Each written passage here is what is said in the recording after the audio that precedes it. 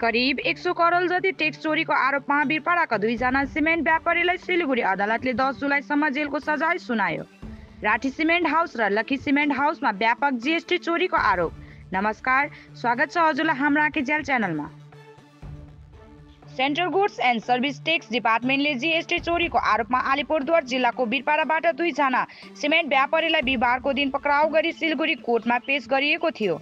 कोर्टमा सुनवाई गर्दै सिजिएम सिलिगुडी कोर्टद्वारा भुटानबाट आउने सिमेन्टको अवैध रूपमा भारतमा बिक्री गरिएको र सरकारलाई चुकाउनु पर्ने जीएसटी लुकाएर चोरी गरेको आरोपमा पुख्ता सबुतको साथ आरोप सिद्ध भएपछि दुवै सिमेन्ट व्यापारी गोपाल राठी र सुशील अग्रवाललाई 10 जुलाईसम्म न्यायिक हिरासतमा राख्न जेल पठाएको जानकारी छ। जीएसटी विभागले सीजीएसटी एक्टको धारा 132 अन्तर्गत केस दर्ता गरेर छानबिन सुरु गरेको थियो भने यी दुईजना सिमेन्ट व्यापारीले 5 सालमै 92 करोड 50 लाख टैक्स चोरी गरेको आरोप छ। दुवै सिमेन्ट व्यापारी बिरपाडाको बासिन्दा हो र दुवै सिमेन्ट व्यापारीले गम्टु भुटानमा बनिने लकी सिमेन्टको डिलरको रूपमा धेरै वर्षदेखि व्यापार गर्दै आइरहेको छ। दुवै सिमेन्ट व्यापारीलाई बिरपाडाको प्रतिष्ठित व्यापारीको रूपमा चिनिन्छ। दुवै सिमेन्ट व्यापारी गोपाल राठी र सुशील अग्रवालले भारत भुटान सन्धि 2017 को आडमा भुटानबाट भुटान जानुपर्ने सिमेन्ट भारतको विभिन्न ठाउँमा अवैध रूपमा बिना चलन बिना टैक्स 110% टैक्स चोरी गर्दै भुटानबाट आएको सस्तो सिमेन्ट बजार भाउमै एथलबारीबाट बिक्री गरेको आरोप छ। भारत भुटान सन्धि 2017 अन्तर्गत भुटानबाट भुटानमा सर सामान ल्याइजाँदा भारतको जमिनको प्रयोग गर्न सकिने सन्धि भएको छ। यसै सन्धिको आडमा राठी सिमेन्ट हाउस र लकी सिमेन्ट हाउसले भुटानबाट भुटानमा सिमेन्ट लाने भन्दै बिरपाडा र एथलबारीमा सिमेन्ट उतारेर बेचेको धेरै दिनदेखि जीएसटी डिपार्टमेन्टले नजर लगाइरहेको थियो।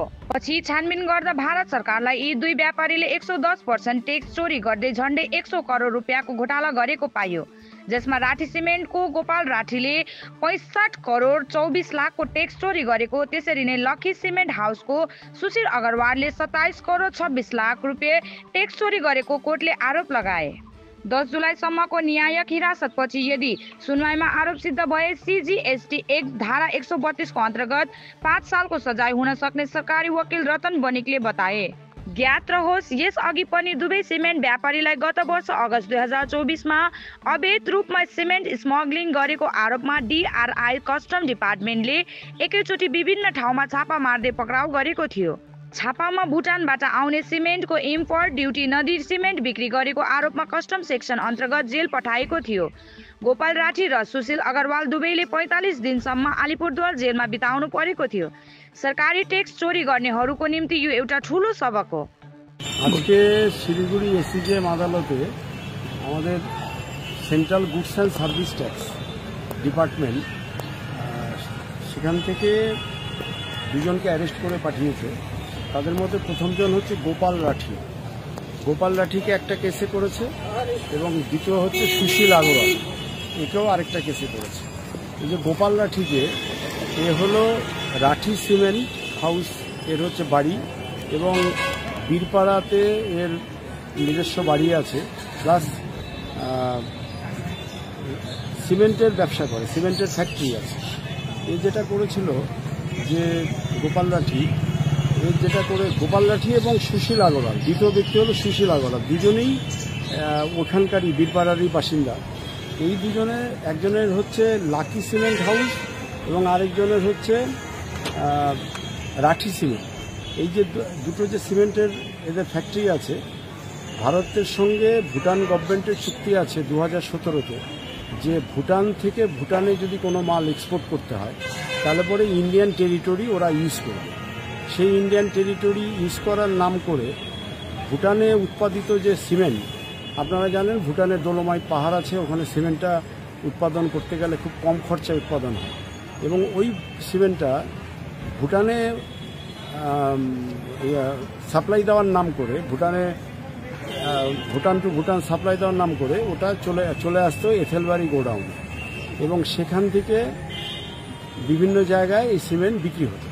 এতে গভর্নমেন্টের 100 সিমেন্টের উপরে হচ্ছে 100 টাকার যদি সিমেন্ট হয় তাহলে 100 টাকায় 110 টাকা করে তার উপরে ট্যাক্স চলবে এবং এটাকে বলে সিজিএসটি।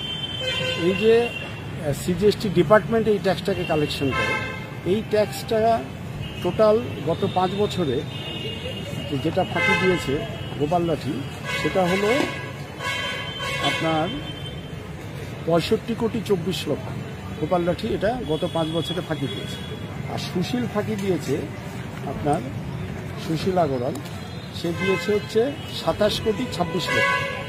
এই ফাঁকি দেওয়াটা সিজিএসটি অ্যাক্টের সেকশন 132 অনুযায়ী পানিশেবল অফেন্স এবং সর্বোচ্চ 5 বছরের সাজা হতে পারে।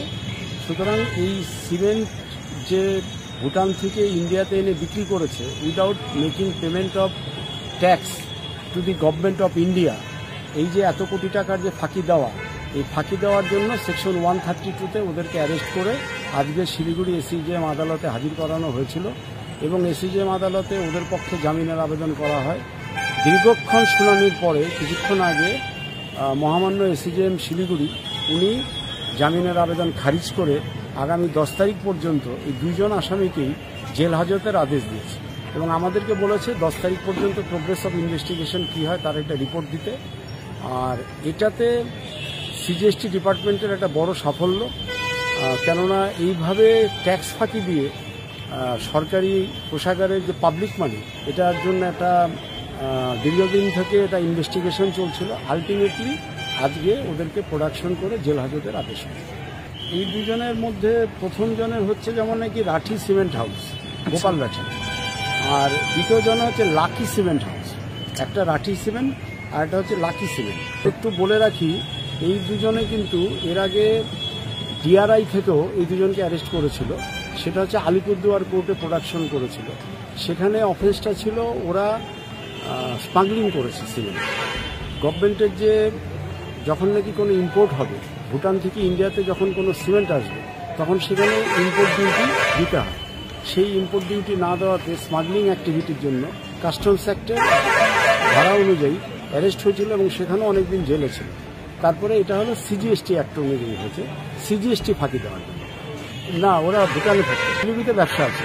ওই যে বললাম তো সেটাই ডিটেলে, যে ওরা যে সিমেন্টটা যে ওখান থেকে এখানে আনতে গেলে সেটা চালান ছাড়া বিক্রি করলো, বিল ভাউচার ছাড়া বিক্রি করলো, তাতে 110% করে যে ট্যাক্স, সেই ট্যাক্সটা ওরা দেয় না দিয়ে ট্যাক্স না দিয়ে বিল ভাউচার ছাড়া মাল বিক্রি করলে পরে তাহলে এটা পানিশমেন্ট।